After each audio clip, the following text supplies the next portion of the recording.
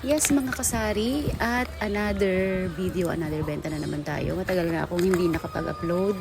At ito na naman, papakita ko sa inyo kung paano ko mag-boil ng pearl ng ating milk tea. Itong ating tapioca pearl, ang Enjoy brand lamang, yung aking trusted brand para sa ganitong tapioca pearl. Dahil bukod sa napakabilis niyang lutuin, ayan, ay sulit na sulit yung lasa niya. Ayan. Buksan natin yung kanyang plastic.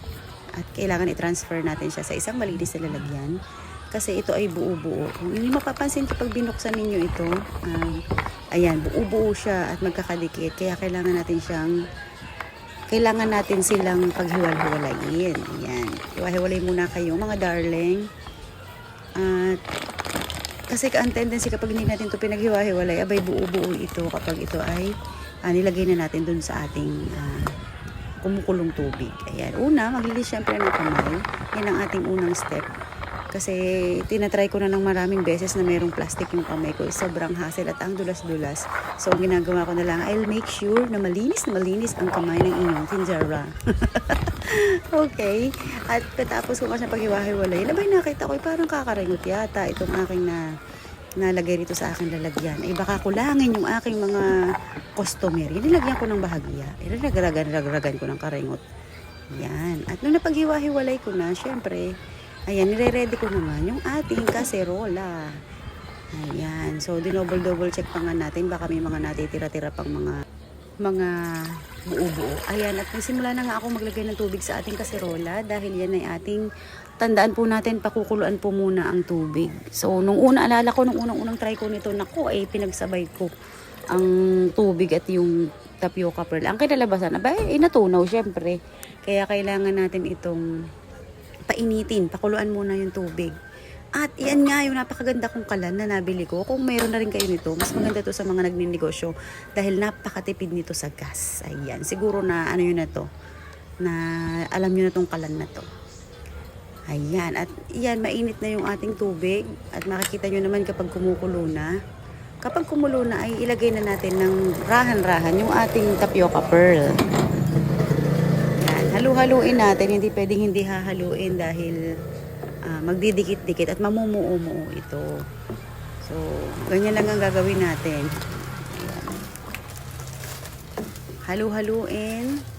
Palagi nating i-check kasi kailangan mabantayan natin to para hindi dumikit. And then habang aking nakasalang yun at hinihintay ko siyang matapos, ay kasi 30 minutes ko siyang binuboil, ay gagawa na muna tayo ng ating caramel syrup.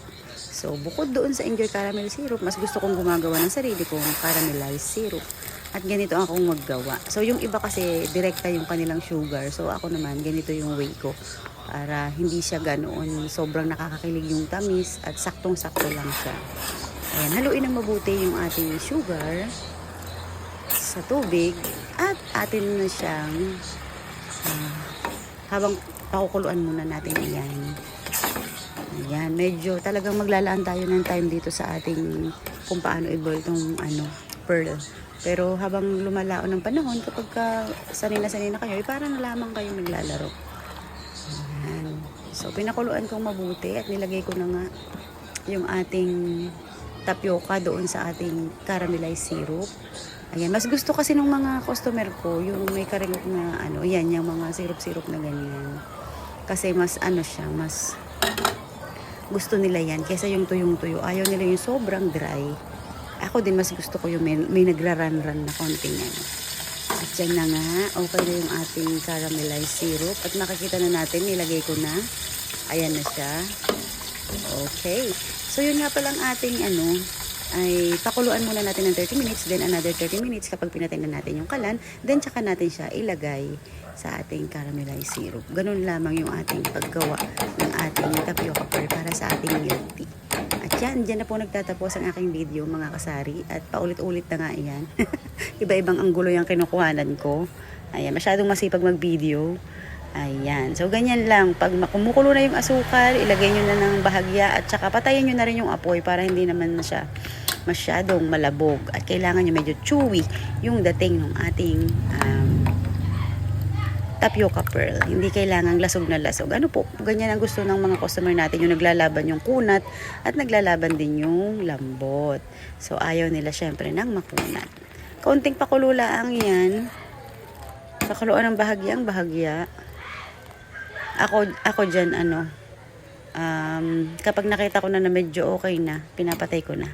At yan, nagtatapos, babush na. Ayan na yung ating final product ng ating Atinet's Milk Tea. God bless everyone. Bye!